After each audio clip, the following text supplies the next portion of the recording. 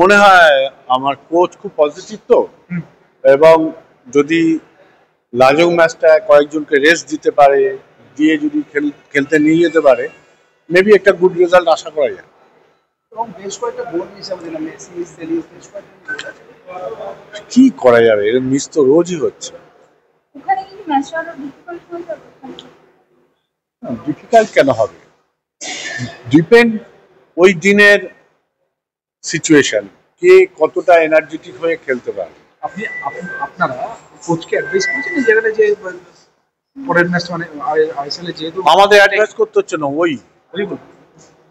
ওই বলছে late try next ম্যাচটা, যদি আমার এখান থেকে কয়েকটা ম্যাচ লাজং ম্যাচে কাউকে কাউকে রেস্ট দেওয়া যায়।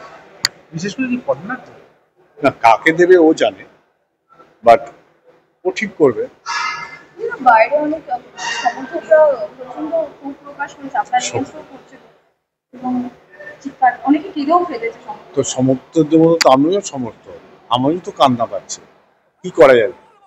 দিমি গতবারে হাই স্কোরার, তাকে নেওয়ার জন্য সংবাদ সমর্থকরা পাগল হয়ে গেছে, তো আমরা নিয়েছি।